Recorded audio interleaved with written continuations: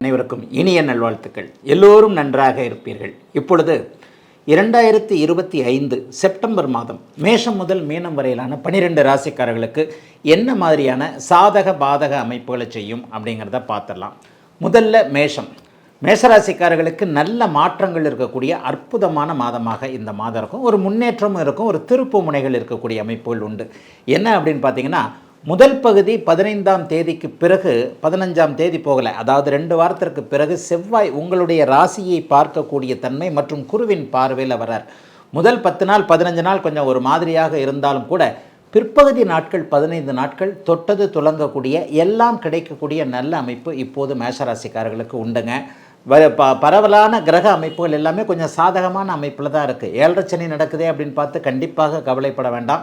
ஒரு விரயம் போன்ற ஒரு அமைப்புகளை தான் 7.5 சனி கொடுக்குமே தவிர பெரிய அளவில் சோதனைகளை கண்டிப்பாக இப்போது கொடுக்காது.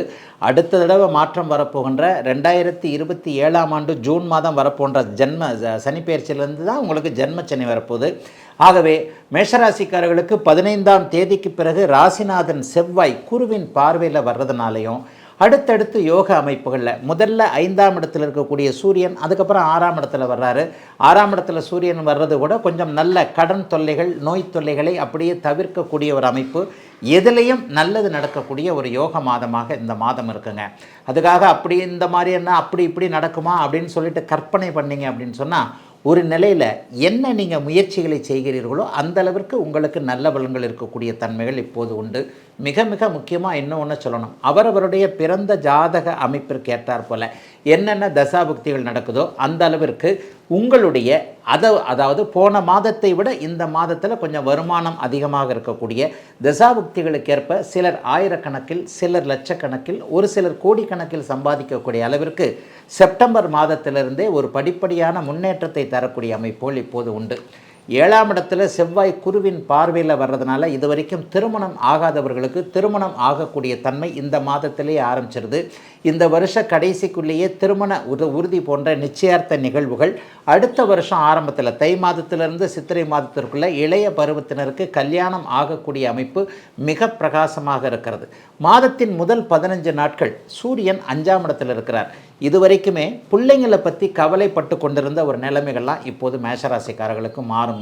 தூர இடத்தில் இருக்கக்கூடிய பிள்ளைங்க என்ன பண்ணுறாங்களோ ஏது பண்ணுறாங்களோ, குடும்பத்தில் பிள்ளைக்கு கல்வியில் படிப்பில் இன்ட்ரெஸ்ட் எல்லாம் போச்சு, வேலை செய்கிறதுல இன்ட்ரெஸ்ட் இல்லை, அல்லது பிள்ளைக்கு வேலையில் நல்ல விதமான அமைப்புகள் இல்லை, பிள்ளைக்கு தொழில் வியாபாரம் போன்றவைகள் நல்லா இல்லை, இந்த மாதிரியாக பெற்ற பிள்ளைகளின் மீது ஏதேனும் ஒரு நிலையில் கவலைகளை கொண்டிருப்பவர்களுக்கு மாதத்தின் முதல் 15 நாட்களுக்குள்ளேயே அந்த கவலைகள் விலகக்கூடிய தன்மைகள் உண்டு. அதற்கடுத்து 5 நாள் கழித்து பார்த்திங்கன்னா குழந்தைகளால் நல்ல செலவுகள் வரக்கூடிய தன்மைகள் இருக்குங்க. இதுவரைக்கும் சேர்த்து வைத்திருக்கின்ற பணத்தை வைத்து பெண்ணிற்கு ஏதாவது நகை வாங்குவது என்பது போன்ற அமைப்புகள், பெண் குழந்தைகளுக்கு நல்ல மங்கள வாழ்க்கை நடக்கக்கூடிய அமைப்புன்னு மேஷராசிக்காரர்களுக்கு பெருவாரியாக நல்ல தன்மைகள் இருக்கக்கூடிய ஒரு சுப மாதமாக இந்த மாதம் அமையுங்க. கஷ்ட நஷ்டங்களை பெருசாக கண்டிப்பாக சொல்ல முடியாத அளவிற்கு இயல்பாகவே நல்லவைகள் நடக்கக்கூடிய சுப மாதம் இந்த மாதம். ரிஷபராசிக்காரர்களுக்கு ராசிநாதன் இப்போது 4, 3 என்கின்ற 2 இடங்களில் இருக்கிறாரு. இது ஒரு வகையில் யோக அமைப்பு தான். அப்படிலாம் ஒன்றும் பெரிய கஷ்ட நஷ்டங்கள் இப்போது இருக்காது. ஏன்னா 11ஆம் இடத்துல சனி, 2ஆம் இடத்துல குரு, ராசிநாதன் 3ஆம் இடத்துலையும் 4ஆம் இடத்துலையும் கொஞ்சம் வலிமையாகவே இருக்கக்கூடிய தன்மை. மிக மிக முக்கியமாக பார்த்திங்கன்னா 15ஆம் தேதிக்கு பிறகு 5ஆம் அதிபதியான புதன் 5ஆம் இடத்திலேயே உச்சனாக இருப்பது, 6ஆம் இடத்திற்கு செவ்வாய் வந்து விடுவது, இதுதான் இந்த மாதத்துடைய முக்கிய நிகழ்வுகள். என்ன நடக்கும்னு பார்த்திங்கன்னா, இதுவரைக்குமே அதிர்ஷ்டம் இல்லையே நினச்சிக்கிட்டு இருந்த அத்தனை ரிஷபராசிக்காரர்களுக்கும் இந்த மாதத்தின் 15ஆம் தேதிக்கு பிறகு அதிர்ஷ்ட நிகழ்வுகள் நடக்கக்கூடிய அமைப்புகள் கண்டிப்பாக வரும். புதனுடைய தொழில்கள்னு சொல்லப்படக்கூடிய கல்வி சார்ந்த விஷயங்கள், அக்கௌண்ட்டு, கணக்கு வழக்கு, கம்ப்யூட்டர் சம்மந்தப்பட்ட தொழில் அமைப்புகள், வெளிநாடு வெளிமாநிலத்தில் தூர இடங்களில் வேலைக்கு போகணும்னு நினச்சிருக்கிறவங்க எல்லாருக்குமே, அல்லது ஏற்கனவே வெளிநாட்டில் இருக்கிறவங்க எல்லாருக்குமே இதுவரைக்கும் நடக்காத அளவிற்கு அதிர்ஷ்டங்கள் நடக்கக்கூடிய தன்மைகள் கண்டிப்பாக இப்போது உண்டு. ராசிநாதன் 4ஆம் இடத்துல வலுவாக இருக்கிறார். வீடு வாகனம் சார்ந்த விஷயங்களில் கடந்த காலத்தில் கொஞ்சம் ஒரு மாதிரியாக வீடு சரியாக அமையலைங்க, என்ன வாடகை வீட்டில் தான் இருக்கிறேன், ஒத்திக்கு தான் இருக்கிறேன், இந்த மாதிரியான ஒரு சொந்த வீடு ஒரு 4 குச்சியில் வச்சு கட்டிடணுமாவது நினைக்கிறேங்க என்கின்ற மாதிரியாக சிம்பிளாக ஒரு வீடு கட்டணும்னு நினைக்கக்கூடியவர்களுக்கு கூட தசாபுக்தி அமைப்புகளின் சார்பில் நல்ல விதமான அமைப்புகள் கோச்சாரம் நல்லா இருக்குது, தசாபக்தியும் நல்லா இருந்ததுன்னா உண்மையிலே பெரிய அளவில் வீடு கட்டக்கூடிய அமைப்பு, கடனுக்கு வீடு வாங்கக்கூடிய அமைப்புன்னு மிகப்பெரிய நல்ல மேன்மைகள் இருக்கக்கூடிய அமைப்பு. மாதத்தின் 15ஆம் தேதிக்கு பிறகு செவ்வாய் 6ஆம் இடத்திற்கு வந்துடுறார். அவர் 1.5 மாதம் 6ஆம் இடத்துல இருப்பார். அப்போ இந்த மாதத்தின் பிற்பகுதியிலிருந்தே ஆரோக்கியம் வலிமையாக இருக்கக்கூடிய தன்மைகள் இப்போது கண்டிப்பாக உண்டு. ஒரு 50-60 வயசுக்கு மேற்பட்ட அத்தனை ரிஷபராசிக்காரர்களுக்கும் 15ஆம் தேதிக்கு பிறகு மருத்துவ செலவுகள் நிற்கக்கூடிய தன்மை, வீட்டில் பெரியவங்களுக்காக ஆஸ்பத்திரி செலவுகள்லாம் ஆகிக்கிட்டு இருந்ததெல்லாம் விலகக்கூடிய அமைப்புகள், எல்லாத்துலேயுமே பணவரவுகள் முதன்மையாக இருக்கக்கூடிய நிலைமை. கடந்த காலத்தில் எங்கெங்கெல்லாம் பணவரவிற்கு தடை இருந்ததோ அதெல்லாம் அப்படியே விலகக்கூடிய ஒரு அமைப்பு. மிக முக்கியமாக 5ஆம் அதிபதியும் 9ஆம் அதிபதியும் நேருக்கு நேராக பார்த்து கொள்ளக்கூடிய தன்மை நல்ல தன்மை. ஆகவே பணவரவிற்கோ அல்லது தொழில் போன்ற அமைப்புகளுக்குள்ளோ எந்த குறையும் இருக்காது. ஐயா சாதகமாக இவ்வளவும் சொல்லிகிட்டு இருக்கிறீங்க, ஏதாவது நெகட்டிவாக நடக்குமா? சூரியன் சனி பார்வையால் அப்பா மக உறவுகள் கொஞ்சம் ஒரு மாதிரியாக இருக்கும்.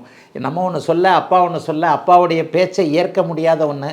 சிலருக்கு அப்பானால் மருத்துவ செலவுகள் வரக்கூடிய தன்மை.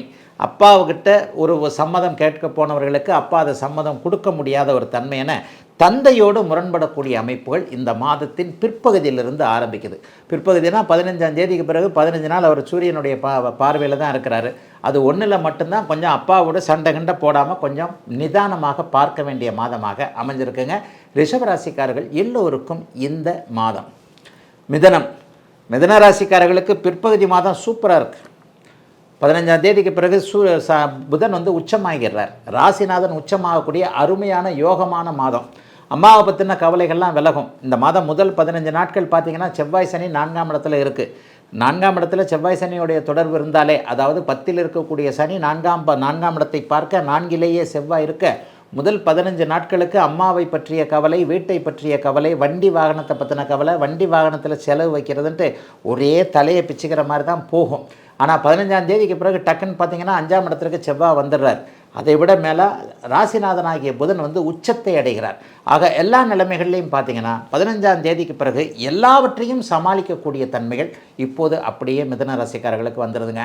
மிதன ராசிக்காரர்களுக்கு பெரிய சோதனைகள்லாம் இருக்காதுங்க. 9ஆம் இடத்துல ராகு இருந்தாலும் கூட, பாக்கியத்தை கெடுக்கக்கூடிய அமைப்புகள் இருந்தாலும் கூட குருவின் பார்வையில் இருக்கிறார். ஆகவே தொட்டது துலங்கக்கூடிய நல்ல மாதமாக, முயற்சிகள் பலிக்கக்கூடிய நல்ல மாதமாக இந்த மாதம் இருக்கும்.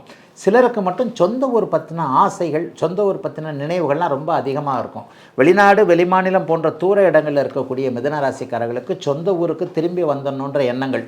உழைச்சது போதுங்க, 55 வயசாக போகுது, 60 வயசாக போகுது, இனிமையாவது பொண்டாட்டி பிள்ளை புருஷன் பிள்ளைங்கன்னு போய் பக்கத்தில் இருக்கலாம் என்கின்ற மாதிரியாக தூர இடங்களில் இருக்கக்கூடிய மிதுன ராசிக்காரர்கள் எல்லோருக்குமே சொந்த ஊர், சொந்த மாநிலத்திற்கு திரும்பி வரக்கூடிய அமைப்புகள், பூர்வீகத்தில் செட்டில் ஆகக்கூடிய ஆர்வங்கள் வரக்கூடிய மாதமாக இந்த மாதம் அமைங்க. சிலருக்கு ஆன்மீக எண்ணங்கள் கொஞ்சம் அதிகமாகவே கூடுதலாகவே இருக்கும். ஏன்னா மாதத்தின் பிற்பகுதியில் 3ஆம் இடத்துல சுக்கிரன் உட்கார்ந்து குரு சுக்கிர பார்வை ஒரே நேரத்தில் ராகுவிற்கு கிடைக்கின்ற அமைப்பு, 9ஆம் இடத்திற்கு கிடைக்கின்ற அமைப்பு. கொஞ்சம் ஆன்மீக யாத்திரைகள், ஆன்மீக எண்ணங்கள் அதிகமாக இருக்கக்கூடிய அமைப்பு. தந்தையின் சொத்துக்களை அப்படியே, பூர்வீக சொத்து, அப்பா சொத்து, தாத்தா சொத்து, அவர் கொடுத்தாரு இவர் கொடுத்தாரு, ஆனால் சித்தப்பா பெரியப்பா மக்கள் அதை இது பண்ண விட மாட்டேன்றாங்க. இந்த மாதிரியான பூர்வீக சொத்துக்களை பிரித்து கொள்வதில் இருக்கக்கூடிய தன்மை, பாகப்பிரிவினை செய்வதில் இருக்கக்கூடிய பிரச்சனைகள், அண்ணன் தம்பி தகராறுகள் எல்லாமே மாதத்தின் 20ஆம் தேதிக்கு பிறகு அப்படியே நிவர்த்தி அடையக்கூடிய தன்மைகள் வலிமையாக இருக்கின்றன. 9ஆம் இடத்தை 2 சுபர்களும் வலுத்து பார்க்கறதுனால இது வரைக்கும் கிடைக்காத பாக்கியங்கள்லாம் கிடைக்கும். எங்கெங்கே பணத்தட்டுப்பாடு இருந்ததோ அந்த தட்டுப்பாடு தீரக்கூடிய தன்மை. குழந்தைகளை பற்றி கவலைப்பட்டு கொண்டு இருந்தவர்கள், குழந்தையே இல்லைன்னு கவலைப்பட்டுக்கிட்டு இருந்தவங்க எல்லாருக்குமே ஒரு தீர்வுகள் கிடைக்கக்கூடிய தன்மைகள் இப்போது உண்டுங்க. கல்யாணம் ஆகாத பருவத்தில் இருக்கிறவங்களுக்கு இந்த வருஷம் கடைசியிலே கண்டிப்பாக கல்யாணம் ஆகும். ஒரு 28 வயசு தாண்டிடுச்சு, 30 வயசு தாண்டிடுச்சு, அவங்களுக்கெல்லாம் உண்டு.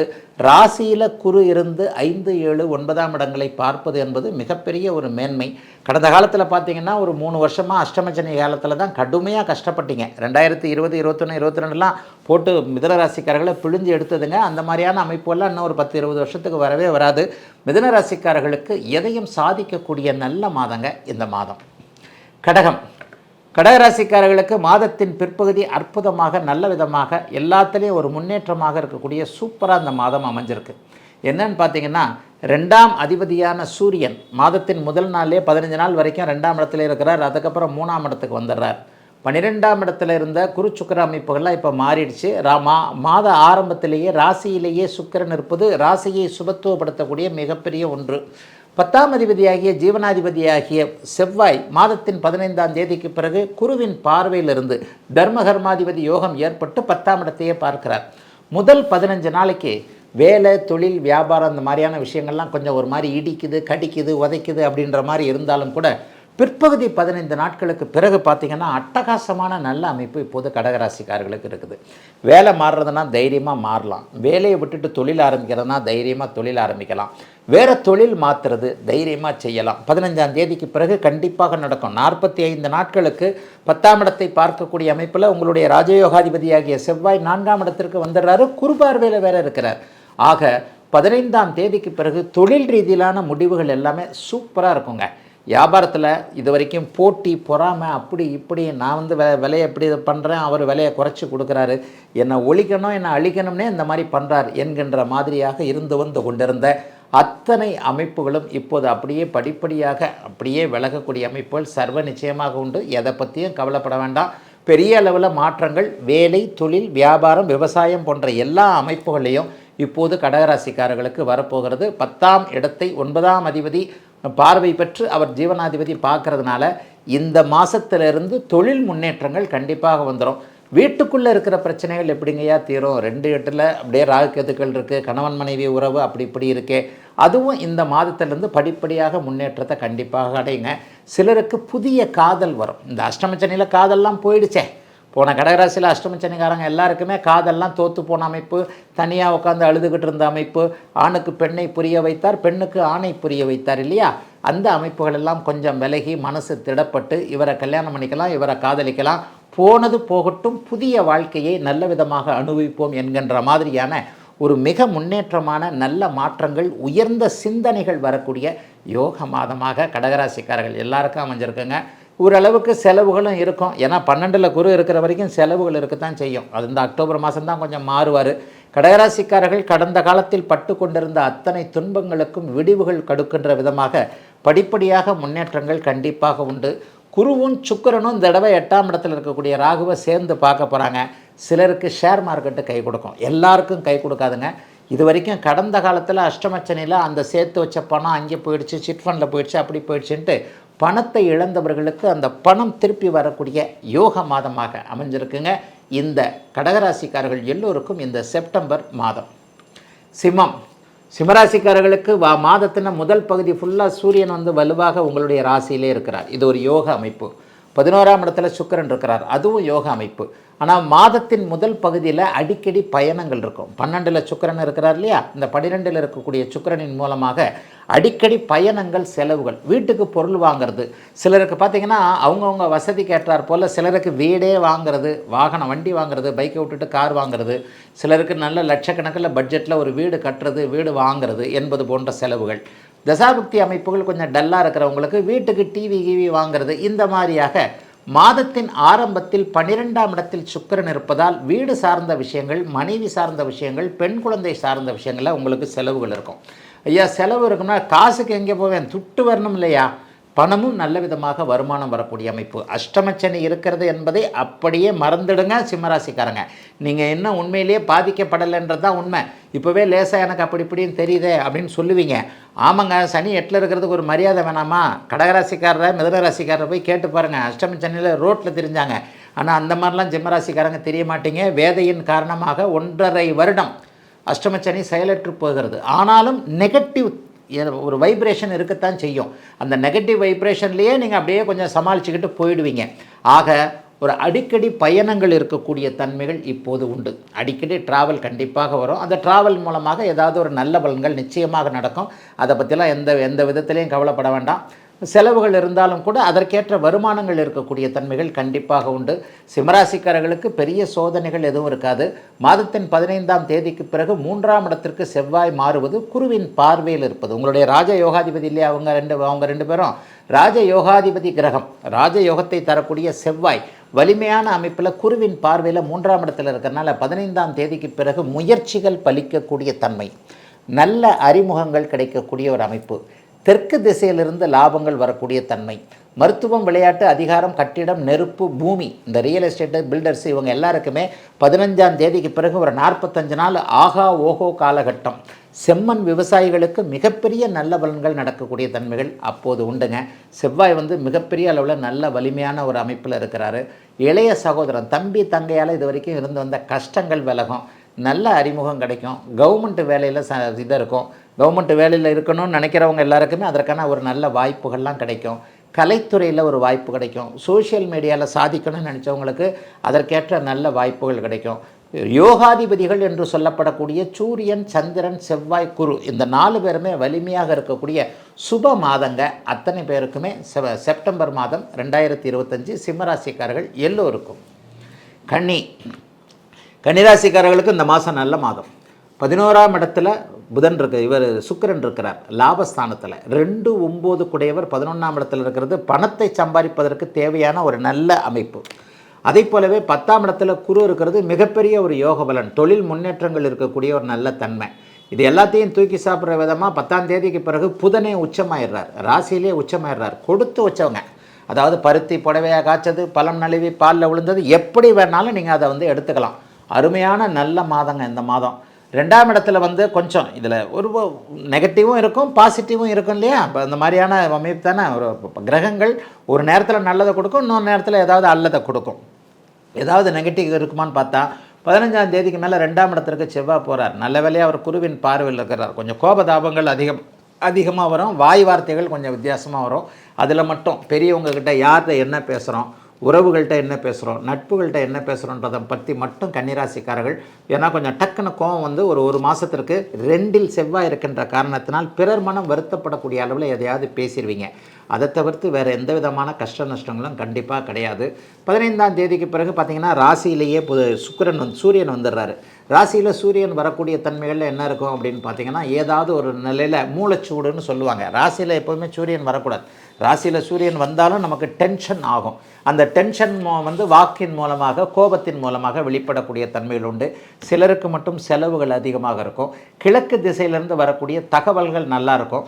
சிங்கப்பூர், மலேசியா போன்ற நாடுகளுக்கு போகணும் அப்படின்னு நினச்சிக்கிட்டு இருந்த அத்தனை கன்னிராசிக்காரர்களுக்கும், Singapore, Malaysia, Indonesia, China, Australia, New Zealand இந்த மாதிரியான நாடுகளுக்கு படிக்க போகணும் என்கின்ற மாதிரியாக கல்வி, வேலை போன்ற அமைப்புகளுக்கு கொஞ்சம் பெர்மிஷன், விசா இது சம்மந்தப்பட்ட விஷயங்கள் எதிர்பார்த்துட்டு இருக்கிறவங்களுக்கு அதுக்கான விஷயங்கள் நல்லதாகவே கண்டிப்பாக அருமையாக நல்லதாக இருக்கும்.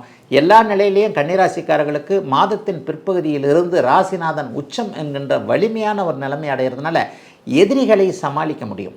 இதுவரைக்கும் எங்கே விஷயத்திலெல்லாம் பயந்துக்கிட்டு இருந்தீங்களோ அந்தந்த பயப்படுற விஷயத்திலிருந்து அப்படியே டக்குன்னு வெளியே வரக்கூடிய தன்மைகள் இப்போது வந்துடுது. தைரியம் அதிகமாகும், புத்துணர்ச்சி நல்லாயிருக்கும், தொழில் முன்னேற்றம் நல்லாயிருக்கும். வேலையில் மாற்றம் இருந்தாலும் கவலைப்பட வேண்டாம், போன வேலையை விட நல்லா 2வது வேலை கிடைக்கும். சிலருக்கு கடன் வாங்கக்கூடிய சூழல் உண்டு. 6ஆம் இடத்தை குருவும் சுக்கிரனும் 2 பேரும் பார்க்குறாங்க. அப்போ நல்ல கடன் வாங்கக்கூடிய அமைப்புகள் உண்டு. அந்நிய இன, மத, மொழி பேசுகின்ற ஒருவரின் மூலமாக, அவர் நண்பராக இருக்கலாம், நம்முடைய இனத்துக்காரர் கிடையாது, நம்முடைய மொழி பேசுகிறவர் கிடையாது, நம்ம ஊருக்காரரே கிடையாது, அவர் மூலமாக கொஞ்சம் ஏதாவது ஒரு ஆதரவுகள், சில சப்போர்ட், ஃபினான்ஷியல் சப்போர்ட் போன்றவைகள் கண்டிப்பாக இருக்கும். ஆக கன்னிராசிக்காரர்களுக்கு 6ஆம் பாவகம் வலிமையாக இருக்கின்ற காரணத்தினால் எதுவும் நல்ல விதமாக சமாளிக்கக்கூடிய சிறப்பு நன்மைகள் ஏற்படக்கூடிய நல்ல மாதங்க இந்த மாதம். துலாம் ராசிக்காரர்களுக்கு ராசிநாதன் 10ஆம் இடம் 11ஆம் இடம்னு 2 இடத்துல இருக்கிறார். மாத ஆரம்பத்தில் 10ஆம் இடத்துல இருக்கிறார் சுக்கிரன். அதற்கப்புறம் 11ஆம் இடத்திற்கு வந்துடுறார். மிகப்பெரிய நல்ல மாற்றமாக ராசியிலேயே செவ்வாய் வந்து உட்காருவது அது ஒரு பெரிய அமைப்பு. ராசியில் வந்து செவ்வாய் உட்கார்ந்தா என்ன நடக்கும்? 7ஆம் அதிபதி ராசியில் வந்து உட்கார்றாரு, குருவின் பார்வையில் வந்து உட்கார்றாரு. கணவன் மனைவி பிரிந்து விடலாம் என்கின்ற எண்ணத்தில் இருந்தவர்கள், குடும்பத்தில் வந்து கணவன் மனைவி சண்டை சச்சரவுகள் எல்லாம் இருந்தவங்க, இவங்க எல்லாருக்கும் நல்ல சுமூகமான ஏற்றுக்கொள்ளக்கூடிய தீர்வுகள் வரக்கூடிய சுப மாதமாக இந்த மாதம் அமைங்க.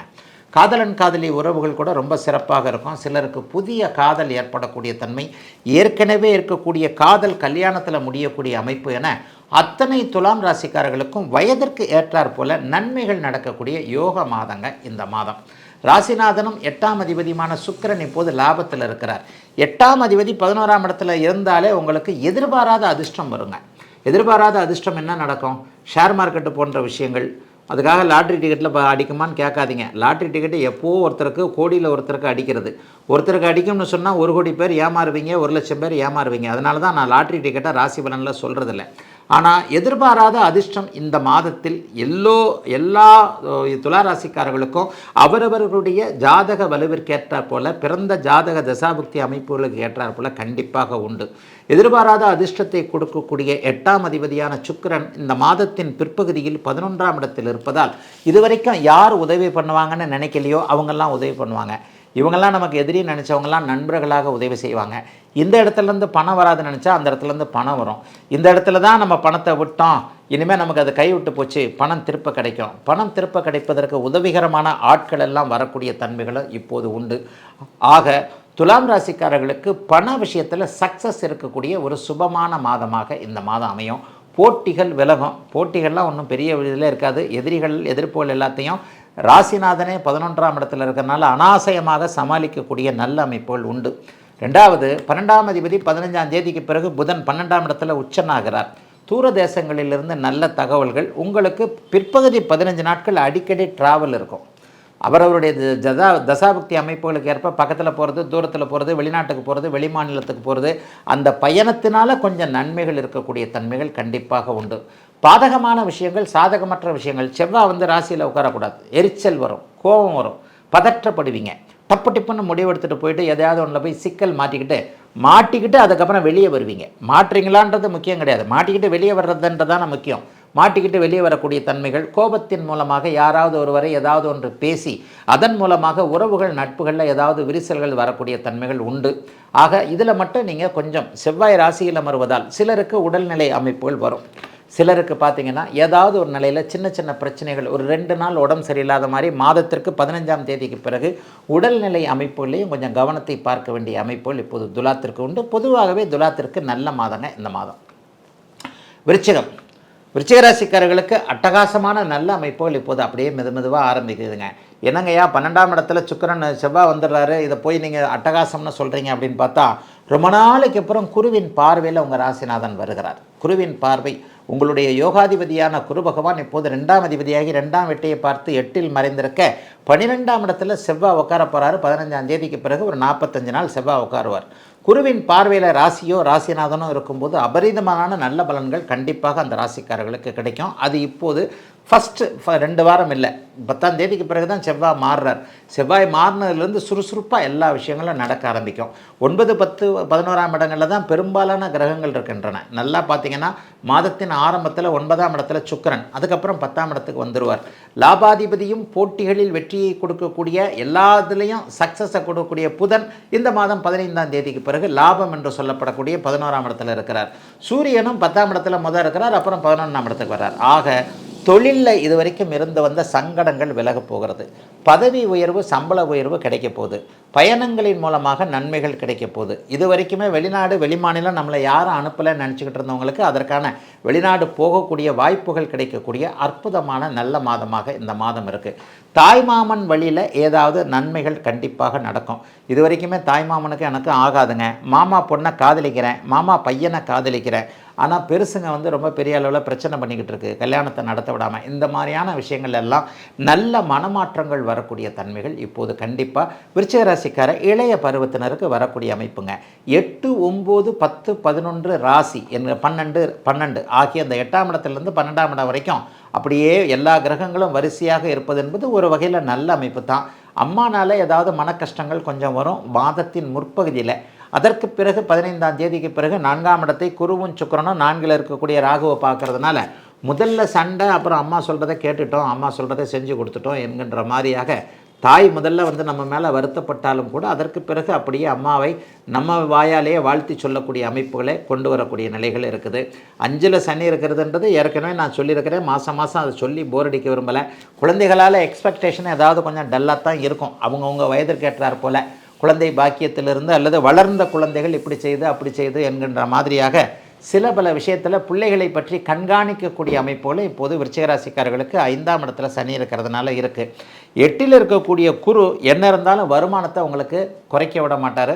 காசு கண்டிப்பாக இந்த மாதம் என்ன தேவையோ அது நிச்சயமாக வந்துடும், அதை பற்றி கவலைப்பட வேண்டாம். பொதுவாகவே பெரிய சங்கடங்களை தராத நல்ல மாதம் தாங்க இந்த மாதம். தனுசு ராசிக்காரர்களுக்கு அற்புத மாற்றங்கள் நிறைந்த மாதமாக இந்த மாதம் அமைஞ்சிருக்கும். ஆரம்பத்தில் 8ஆம் இடத்துல போய் சுக்கிரன் உட்கார்றாரு, அப்புறம் 9ஆம் இடத்துக்கு வந்துடுறாரு. சூரியன் 9, 10ஆம் இடங்களில் இருக்கிறார். 10ஆம் இடத்துல இப்போ இருக்கக்கூடிய செவ்வாய் 15ஆம் தேதிக்கு பிறகு 11ஆம் இடத்துல குருவின் பார்வையில் வரப்போகிறார். ஆக 7, 8, 9, 10, 11 ஆகிய இடங்கள்லாம் பெரிய அளவில் நன்மையை கொடுக்கக்கூடிய அளவுக்கு இப்போது இருக்குதுங்க. இந்த கிரகங்களுடைய சுழற்சியில் நல்ல பலன்களை அடையக்கூடிய ராசி என்னன்னு பார்த்தீங்கன்னா, உண்மையிலே தனுசு ராசிக்காரங்களை சொல்லுவேன். 10ஆம் இடத்துலையும் 11ஆம் இடத்துலையும் சூரியனும் செவ்வாயும் மிகப்பெரிய நல்ல பலன்களை தருவாங்க. 15ஆம் தேதிக்கு பிறகு பார்த்தீங்கன்னா சூரியன் இதுக்கு வந்துடுறார், 10ஆம் இடத்திற்கு வந்துவிடார். 10ஆம் இடத்துல சூரியன் நல்ல வலுவான தலைமை பொறுப்பு, பதவி உயர்வு, சம்பள உயர்வு, நீங்களே ஒரு தைரியமாக ஒரு தொழில் ஆரம்பிக்கிறது, இது எல்லாத்தையும் கண்டிப்பாக கொடுப்பாரு. நல்ல வேலைக்காரர்களை உங்களுக்கு கொடுப்பாரு. 10ஆம் அதிபதியான ஜீவனாதிபதியாகிய புதனும் அந்த இடத்துலேயே அவர் உச்சமாக இருக்கிறார். ஆக இதுவரைக்கும் தொழிலில் யார் சாதிக்க முடியலன்னு நினச்சிக்கிட்டு இருந்தீங்களோ, எங்கெங்கே எந்தெந்த இடத்துல நம்ம மட்டம் தட்டப்படுகிறோம், நமக்கான வாய்ப்புகள் மறுக்கப்படுகின்றன, வாய்ப்பு கிடைச்சா கூட அதை சரியாக உபயோகப்படுத்திக்க முடியல, இந்தந்த மாதிரி நம்ம காலை பின்னாடி இருந்து இழுக்கிறாங்க, பொறாமைப்படுபவர்கள் நம்மளை பின்னாடி இழுக்கிறார்கள் என்பது மாதிரியாக தனுசு ராசிக்காரர்களுக்கு எங்கெங்கெல்லாம் துன்பங்கள் கஷ்டங்கள் இருந்ததோ தொழில் ரீதியாக, அந்த தொழில் ரீதியிலான அத்தனை அமைப்போலும் இப்போது விலக போகுது. அந்தஸ்து கௌரவம் உயரப்போகிறது. மிக குறிப்பாக 9ஆம் இடத்துல சுக்கிரன் இருக்கிறனால தந்தையை பற்றிய கவலைகள் விலகப் போகின்ற ஒரு அருமையான நல்ல அமைப்பு. அரசாங்க அனுமதிகள் இது வரைக்கும் கிடைக்காதவங்களுக்கு இந்த பட்டா வாங்குறது, உதவித்தொகை வாங்குறது, இந்த மாதிரியான விஷயங்களில் அரசாங்க உதவிகள் கிடைக்காதவர்கள் அனைவருக்குமே அரசாங்க உதவிகள் இனிமேல் கிடைக்கக்கூடிய தன்மைகளென ஒரு பெரிய அளவில் மாற்றம் இருக்கக்கூடிய நல்ல அமைப்பு இப்போது தனுசு ராசிக்காரர்கள் எல்லாருக்குமே வந்துடுதுங்க. 3ஆம் இடத்துல ராகு இருக்கிறார். ஒரே ஒரு அன்ஃபேவரபிள் பிளானட்னா 4ல் சனி இருக்கிறது தான். 4ல் சனி அர்த்தாஷ்டம சனி தான், இருந்தாலும் குருவின் வீட்டில் தான் இருக்கிறார். அப்படிலாம் ஒன்றும் பெரிய கஷ்ட நஷ்டங்களை கொடுத்துட மாட்டார். என்ன அம்மா கிட்ட இருந்து கொஞ்சம் விலக்கி வைப்பார். வீடு, வண்டி, வாகனம் இந்த மாதிரியான சம்மந்த விஷயங்களில் கொஞ்சம் செலவுகள் வரும். இந்த ஒரு கிரகத்தை தவிர மற்ற எல்லா கிரகமும் 9 கிரகத்தில் 8 கிரகம் வலிமையான ஒரு நல்ல அமைப்பில் தான் இருக்குது. சனி மட்டும்தான் கொஞ்சம் 4ஆம் இடத்துலேருந்து வீடு, வாகனம், தன் சுகம் போன்ற அமைப்புகள், அம்மா போன்ற விஷயங்களில் சில சின்ன சின்ன குறைகளை தருவாரே தவிர பெரிய அளவில் சோதனைகள் தனுசு ராசிக்காரர்களுக்கு கிடையாதுங்க. முயற்சிகள் பலிக்கக்கூடிய தன்மை, தந்தையிடமிருந்து ஏதேனும் நல்ல தகவல்கள் வருவது, அப்பா கிட்ட அப்பாவை ஏதாவது ஒரு வகையில் அப்பா மேலே அப்பானால் கிடைக்கக்கூடிய ஒரு விஷயங்கள் கிடைப்பது, அதை விட முக்கியமாக அப்பா கிட்டேருந்து பர்மிஷன் போன்றவைகள் கிடைக்கிறது. எல்லா நிலைமைகள்லேயும் மேற்கு திசையிலிருந்து நல்ல தகவல்கள் வர்றது. அமெரிக்கா, ஐரோப்பா போன்ற நாடுகளுக்கு போகணும்னு நினச்சிக்கிட்டு இருக்கிறவங்களுக்கு அது போக முடியக்கூடிய அமைப்பு. ஏற்கனவே அங்கே இருக்கக்கூடிய வெளிநாட்டில் அமெரிக்கா மேற்கு திசையில் இருக்கக்கூடியவர்களுக்கு இருக்கின்ற நாடுகள்லேயே நல்லவைகள் நடக்கக்கூடிய தன்மையான தனுசு ராசிக்காரர்களில் பெரும்பாலானோருக்கு ஜாதக தசாபுக்தி அடிப்படையில் இன்னும் கொஞ்சம் கூடுதலாகவே நன்மைகள் நடக்கக்கூடிய யோக மாதம் தாங்க இந்த மாதம். மகர ராசிக்காரர்களுக்கு இது ஒரு நல்ல முன்னேற்றத்தை கொடுக்கக்கூடிய மாதமாக இந்த மாதம் அமையும். என்னன்னு பார்த்தீங்கன்னா, மாத ஆரம்பத்திலே சுக்கிரன் உங்கள் ராசியை பார்த்துக்கிட்டு இருக்கிறார். 7.5 சனி முடிஞ்சிருச்சு. 3ஆம் இடத்துல சனி, 2ஆம் இடத்துல ராகு இருந்தாலும் கூட குருவின் பார்வையில் இருக்கிறார். அட்டமாதிபதி சூரியன் கேதுவோடு சேர்ந்து 15 நாட்களுக்கு நம்மளை போட்டு மனசை போட்டு உழப்பிக்கிட்டு இருப்பார். சில இடங்களில் 7.5 சனி தான் முடிஞ்சிருச்சா இல்லையா, இந்த ஜோசியக்காரங்க பொய் சொல்கிறாங்களோ, முடிஞ்ச மாதிரி சொல்கிறாங்க, இங்கே ஒன்றும் நமக்கு நடக்கலையே என்கின்ற மாதிரியான அமைப்புகள்லாம் மகர ராசிக்காரங்களுக்கு வருங்க. ஏன்னா 8ல் ஒவ்வொன்றா தாங்க நடக்கும், படிப்படியாக தான் நடக்கும். ஒரு 7-8 வருஷமாக ரொம்ப கஷ்டப்பட்டீங்க, 7 நாள்லாம் அது போயிடாது, படிப்படியாக தான் நல்லது நடக்கும். ஆனால் படிப்படியாக நல்லது நடக்கும், அது உண்மையாகவே நடக்கும். மெதுமெதுவாக நன்மைகள் நடக்கக்கூடிய அமைப்புகள் இப்போது அப்படியே மகர ராசிக்காரர்களுக்கு வந்து கொண்டிருக்கின்றன.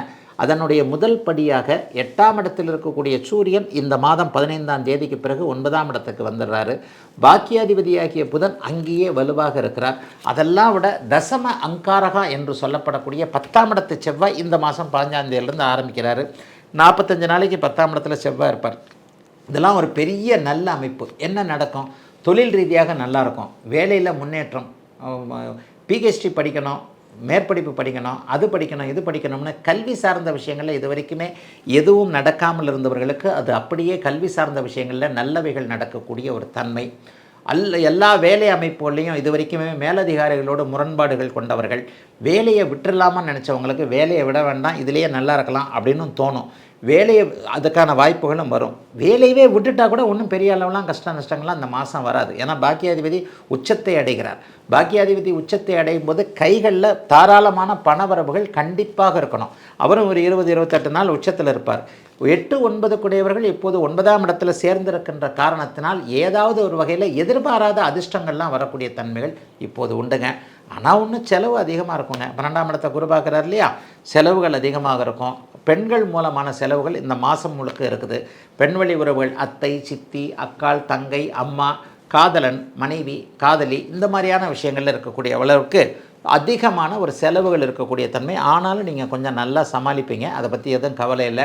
அந்நிய மத இன மொழி பேசுகின்ற நண்பர்களை மட்டும் கொஞ்சம் பக்கத்தில் வச்சுக்காதீங்க. அவங்கக்கிட்ட கொஞ்சம் கவனமாக இருங்க. அவங்க மூலமாக ஏதாவது ஒரு செலவுகள் வந்துடலாம். அதை போலவே வேலைக்காரங்களை நம்பாதீங்க. உதவியாளர்கள், வேலைக்காரர்கள் இருக்கிறாங்க இல்லையா, அவங்கள கொஞ்சம் எதையுமே நம்பாமல் ஒரு பெரும்பணம் கொடுத்து விடுகின்ற அமைப்புகளில் மகர ராசிக்காரர்கள் தானே முன்னின்று செய்து ஒரு பெரிய பணம் 10,000, 20,000, 1 லட்சம், 2 லட்சம், 10 லட்சம் கொடுத்து அனுப்ப போகிற அமைப்புகளில் நீங்களே முன்னாடி போய் நின்று யாரையுமே பார்க்காம நீங்களே செய்ய வேண்டிய அமைப்புகள் தாங்க இருக்குது. மற்றபடி மகர ராசிக்காரர்களுக்கு சோதனைகள் எதுவும் இல்லாத ஒரு முன்னேற்றத்தை தரக்கூடிய நல்ல மாதங்க இந்த மாதம். கும்பராசிக்காரர்களுக்கு அற்புத நல்ல நிகழ்வுகள் இப்போது நடக்குங்க. அதெல்லாம் ஒன்றும் கஷ்டம்லாம் கண்டிப்பாக கிடையாது. ஒரு 2-3 வருஷத்துக்கு முன்னாடி கஷ்டப்பட்டதெல்லாம் இப்போ இல்லைங்களே. நல்லா நீங்களே யோசிச்சு பார்த்தீங்கன்னா, போன வருஷம் நேரம் பாருங்கள், அழாத குறையா அப்படியே வீட்டில் படுத்து கிடந்தீங்க. அதுக்கு முந்தின வருஷத்துலேருந்து ஒன்றுமே நடக்கலை, சோம்பலாக இருந்தது. இப்போ இந்த வருஷம் பிறந்ததுலேருந்து கொஞ்சம் கொஞ்சம் படிப்படியாக மாறி ஏப்ரல், மே, ஜூனில் கொஞ்சம் கொஞ்சமாக இப்போ பரவாயில்லைங்க அப்படின்ற அளவுக்கு தானே இருக்குது. இது கொஞ்சம் நீடிக்கும். இந்த மாதம் என்னங்க ஸ்பெஷல்? இந்த மாதம் பிற்பகுதியில் 2 சுபர்கள் கும்பத்தை வலுத்து பார்க்கிறார்கள். அது ஒரு பெரிய அமைப்பு. 2 சுபர்கள்னால் குருவும் சுக்கிரனும். 12 ராசியில் உங்களுக்கு மட்டும்தான் அந்த ஸ்பெஷல். 12 ராசிகளிலேயே கும்பராசியை மட்டும் இந்த மாதத்தில் சுக்கிரனும் பார்க்கிறார், குருவும் பார்க்கிறார். மாதத்தின் பிற்பகுதியில் 10ஆம் தேதிக்கு பிறகு நல்ல அமைப்பு. எதிர்பாராத அதிர்ஷ்டம், ஷேர் மார்க்கெட்டு கை கொடுக்கக்கூடிய தன்மை, எதிர்பாராத விதமாக ஒரு நண்பர் கை கொடுக்கக்கூடிய ஒரு அமைப்பு. எதிர்பாராத விதமாக ஒரு நண்பர் வந்து அப்படி இப்படி நான் வந்து உங்களை இது பண்ணுறேன், இது இப்படி பண்ணுறேன் என்கின்ற மாதிரியாக எல்லா நிலைமைகளிலும் முன்னேற்றம் கண்ணுக்கு நேராக தெரியக்கூடிய அமைப்புகள் இன்னும் உண்டு. ஜென்மச்சனி விலகிட்டாலும் கூட எனக்கு மட்டும் சனி விலகின மாதிரி தெரிலங்க, சும்மா நீங்கள் பாட்டில் எதையோ அளந்து விட்டுக்கிட்டு இருக்கிறீங்க, என்னத்தை சொல்கிறது என்கின்ற மாதிரியாக இன்னும் மனதுக்குள்ளேயே மருகி கொண்டிருக்கக்கூடியவர்கள் அனைவருக்குமே இந்த முறை நல்ல முன்னேற்றத்தை கண்ணால் பார்க்க முடியும். கிட்டத்தட்ட 10 வருஷமாக 9 வருஷமாக உங்களுக்கு குரு பார்வை கிடைக்கல, இப்போ தான் குரு பார்வை கிடச்சிருக்கு. இப்போ சுக்கிர பார்வையும் சேர்த்து கிடச்சிருக்கு. ஒரு வழி திறந்த இடத்துல இன்னொரு வழியும் அப்படியே திறந்திருக்கக்கூடிய அமைப்புகள் இப்போது கும்பராசிக்காரர்களுக்கு வந்து விட்டன. தொட்டது துலங்கக்கூடிய, நினைத்தது நடக்கக்கூடிய, தடைகள் விலகக்கூடிய, மற்றவர்கள் புரிந்து கொள்ளக்கூடிய, திருமணம் நடக்கக்கூடிய, புத்திர பாக்கியம் கிடைக்கக்கூடிய, வேலை மாற்றம் இருக்கக்கூடிய, தொழில் முன்னேற்றம் நன்றாக இருக்கக்கூடிய, வியாபார அமைப்புகள் செழிப்பாக இருக்கக்கூடிய, இப்படியே அடுக்கிக்கிட்டே போகலாங்க கும்பராசிக்காரர்களுக்கு. கொஞ்சம் ஆண்டவன் வாளுக்கு அளந்துதான் வச்சான்ற மாதிரி ஜென்மத்தில் போய் ராகுவை உட்கார வச்சிருக்கிறார். இந்த ஜென்ம ராகு கூட இன்னும் ஒரு வருஷத்தில் விலகிடும். இந்த ஜென்ம ராகு ஒரு வருஷத்தில் விலகினதுக்கப்புறம் உங்களை விட்டால் பிடிக்கிறதுக்கு ஆள் இல்லைன்ற அளவிற்கு கும்பராசியோடைய முன்னேற்றம் மிகப்பெரிய அளவில் நன்றாக இருக்குங்க. இப்போ நான் சொல்லியிருக்கிறதுலாம் தசாபுக்தி அளவுகளுக்கு ஏற்ப பிறந்த ஜாதகத்தில் ஒரு அளவு ஒன்று இருக்குங்க. 1000 ரூபாய் சம்பாதிக்கிறவர், 10,000 ரூபாய் சம்பாதிக்கிறவர், லட்சம், 10 லட்சம், கோடி, 10 கோடி இப்படியே போகுதில்ல. இந்த அளவில் உங்கள் பிறந்த ஜாதகம் எந்த அளவிற்கு இருக்கிறதோ, பிறந்த போது உங்களுடைய கிரக நிலைமைகள் இப்படித்தான் என்கின்ற அளவிற்கு இருக்கிறதோ அந்த அளவிற்கு முன்னேற்றம் மட்டும்தான் இருக்கும். பின்னடைவுகள் கண்டிப்பாக இருக்காது. முன்னேற்றத்தை மட்டுமே கொடுக்கக்கூடிய சிறப்பு அமைப்புகள் இப்போது இருக்குது. 2ல் சனி இருக்கிறது மட்டும் ஒரு நிலையில் உங்களுக்கு பார்த்திங்கன்னா ஏதாவது ஒரு சூழ்நிலையில் பண வரவுகளில் வந்து ரெஸ்ட்ரிக்டட் பண்ணக்கூடிய அமைப்பு. 1000 ரூபாய் எதிர்பார்க்குற இடத்துல 800 ரூபாய் 700 ரூபா மட்டும்தான் கிடைக்கும். 9ஆம் இடத்திற்கு செவ்வாய் வந்துடுறாரு. அப்பா கிட்ட இருக்கக்கூடிய உறவுகளில் கொஞ்சம் கவனமாக இருங்க. ஆனாலும் குருவின் பார்வையில் அவர் இருக்கிறனால பெரிய நஷ்டங்கள் வராது. தந்தைக்கு ஏதாவது செலவு வருதில்லை, சொந்த ஊர்லேருந்து ஏதாவது செலவு வருது, சொந்த ஊரில் வீடு கட்டுறது, வாகனம், சொந்த ஊரில் பூமியில் தகராறு, இந்த மாதிரியான சில விஷயங்கள் மாத கடைசியில் வரும். அதை கூட சமாளிச்சிடுற அளவுக்கு நல்லதாக இருக்குதுங்க கும்பத்தினர் எல்லோருக்கும் இந்த செப்டம்பர் மாதம். மீனராசிக்காரர்களுக்கு இப்போ வழக்கம் போல் நான் 2 பிரிவாக பிரித்து சொல்லுவேன். 50 வயசுக்கு மேற்பட்டவங்க, 50 வயசுக்கு கீழ்ப்பட்டவங்க. மீனராசிக்காரர்களுக்கு குறிப்பாக உத்திரட்டாதி நட்சத்திரக்காரர்களுக்கு கடுமையான நெகட்டிவ் இப்போ நடந்துக்கிட்டு இருக்குன்றது தான் உண்மை. பெரும்பாலான மீனராசிக்கார இளைய பருவத்தினர் சனினா என்ன, 7 சனினா என்ன, கஷ்டம்னா என்ன, இப்படிலாம் நடந்துக்கிட்டு இருக்கிறீங்க. இந்த பாருங்கள், போன மாதம் வரைக்கும் உங்களுக்கு 7ஆம் இடத்துலேருந்து ராசியை பார்த்த செவ்வாய் 5ஆம் தேதிக்கு பிறகு 8க்கு வர்றார். 8ஆம் இடத்துல செவ்வாய் வந்தாலே பணப்பற்றாக்குறை வந்துடும். பணத்தில் வீண் செலவு, ஐயோ கொஞ்சம் கவனமாக இருக்கணும்.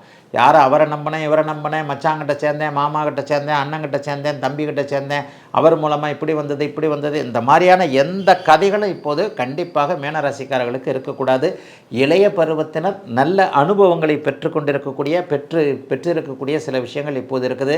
கணவன் மனைவி உறவு, மிக மிக முக்கியமாக காதலன் காதலி உறவுலாம் நல்லாவே இருக்காது. ஏன்னா 6ஆம் அதிபதி போய் 7ஆம் இடத்திற்கு வருகிறார். ஒரு புதிய காதலியை இப்போது கொடுத்து, புதிய காதலனை இப்போது கொடுத்து, ஆணுக்கு பெண்ணையும் பெண்ணுக்கு ஆணையும் அறிமுகப்படுத்தி அடுத்த வருஷம் ரேவதி நட்சத்திரக்காரங்க எல்லாத்தையும் கடுமையான மன அழுத்தத்தில் இருக்க வைப்பார். ஜென்மச்சனி காலகட்டங்களில் யார் நண்பராக வருகிறார், யார் காதல் உறவுகளோடு வருகிறார் என்பது விஷயங்களில் ரொம்ப கவனமாக மீனராசிக்காரங்க இருக்கணும். இதெல்லாம் இளைய பருவத்தினருக்கு மட்டும்தான். 50 வயசுக்கு மேற்பட்டவங்களுக்கு அட்டகாசமாக இருக்குது. அவங்களுக்கு இது ஒரு செகண்ட் ரவுண்டாக பொங்கு சனி என்று சொல்லப்படக்கூடிய அமைப்பில் வியாபார முன்னேற்றம், அந்த முன்னேற்றம், இந்த முன்னேற்றம்னு சிறு சிறு பிரச்சனைகள் இருந்தாலும் கூட அதெல்லாம் தடுத்தற்கூடிய அமைப்புகள் கண்டிப்பாக உண்டு. 6ஆம் அதிபதி 7வது வீட்டில் போய் உட்கார்றாரே, அப்போ அந்த 6ஆம் அதிபதி 7வது வீட்டில் போய் உட்காந்தா என்ன நடக்கும்? ஏதாவது ஒரு வகையில் மன அழுத்தங்கள், மன வருத்தங்கள் வரும். நமக்கு ஏற்றாற் போல் ஒரு ஃபியான்சியாக இருக்கலாம், நம்முடைய லைஃப் பார்ட்னர் இவர் தான் அவர் தானே நம்ம ஏற்கனவே ஃபிக்ஸ் பண்ணி வச்சுருக்கிறோம், அவர்னால் இப்போது பிரச்சனைகள் இந்த மாதத்துலேருந்து உங்களுக்கு ஆரம்பிக்கும். நிறைய பேர் எப்படா அந்த மனுஷன் சொன்னார்னா அடுத்த மாதம் கன்ஃபர்மேஷன் பண்ணுவீங்க. இதை இந்த மாதத்துலேயே இருந்தே அப்படியே பிற்பகுதியில் யாரை ரொம்ப நம்புறீங்களோ, காதலனாகவோ காதலியாகவோ நண்பராகவோ யாராவது ஒருத்தரை ரொம்ப பெரிய அளவில் நம்புவீங்க இல்லையா, அந்த உறவுகளில் இருந்தெல்லாம் அப்படியே படிப்படியாக மீனராசிக்காரர்களுக்கு சோதனைகள் வர ஆரம்பிக்கும். ஆனாலும் ஒன்று சொல்கிறேன், மீனராசிக்காரன் நல்லவன், புத்திசாலி, எதையும் சமாளிப்பீங்க. உத்திரட்டாதி நட்சத்திரக்காரர்கள் அகலக்கால எதையும் வச்சிட வேண்டாம். இளைய பருவத்தில் இருக்கக்கூடியவர்கள் எல்லோருமே என்ன நடக்கும் அப்படின்னு பார்த்தா புத்தி சாதுரியமாக எதையும் சமாளிக்கக்கூடிய தன்மைகள் தான். 7ஆம் இடத்துல புதன் உச்சமாகி ராசியை பார்க்குறாரு. என்னதான் ஒன்று பெரிய கஷ்ட நஷ்டங்கள் வந்தாலும் அடுத்தடுத்து கடவுள் உங்களை ரிலீஸ் பண்ணிக்கிட்டு தான் இருக்கிறார். 8இல் போய் செவ்வாய் அமர்ந்தாலும் குருவின் பார்வையில் இருக்கிறார். ஏதாவது எதிர்பாராத செலவுகள் வரக்கூடிய தன்மைகள் இப்போது உண்டு. சகோதரர்களுக்காக செலவு வரும். அண்ணனுக்கோ தம்பிக்கோ அக்காவுக்கோ தங்கச்சிக்கோ சித்தப்பா பெரியப்பா மக்களுக்கோ அவங்களுக்கு தேவையில்லாமல் இவ்வளோ செலவு பண்ண ஆரம்பிச்சு. நம்ம கையே இப்படி இருக்குது, பாதி முழங்காய் போட்டுக்கிட்டு அவன் ஜான் முளம் போட்டுக்கிட்டு நம்ம அளந்து செலவு பண்ணிக்கிட்டு இருக்கிறோம். இந்த நேரத்தில் இவருக்கு வேறு இப்படி வெட்டி செலவுகள், வீண் செலவுகள் என்கின்ற மாதிரியாக ஏதாவது ஒரு சூழ்நிலையில் வெட்டி வீண் செலவுகள், வெளிநாடு போவது, தூர இடங்களுக்கு போவது, அந்த பயணங்களின் மூலமான நன்மை இல்லாத ஒரு நிலைமை, போனோம் ஒன்றும் சரியாக வரல, போகாமே இருந்திருக்கலாம் என்பது மாதிரியான வெட்டி செலவுகள், வீண் செலவுகள் போன்றவைகள் இந்த மாதம் கண்டிப்பாக மீனராசிக்காரர்களுக்கு இருக்கும். ஆனாலும் மீனராசிக்காரர்கள் உழைப்பிற்கு அஞ்சாதவர்கள் என்பதால் எதையும் சமாளிக்கக்கூடிய திறமைகள் உண்டு. 40-50 வயதுக்கு மேற்பட்டவர்களுக்கு பெரிய சோதனைகள்லாம் இருக்காது. அவர்களுக்கு வீடு வாகனம் சம்பந்தப்பட்ட விஷயங்களில் நல்ல செலவுகள் தான் கண்டிப்பாக இருக்கும். ஆகவே எதையும் சமாளிக்கக்கூடிய நல்ல மாதமாகவே அமைந்திருக்கிறது. மீனராசிக்காரர்கள் எல்லோருக்கும் இந்த 2025 செப்டம்பர் மாதம்.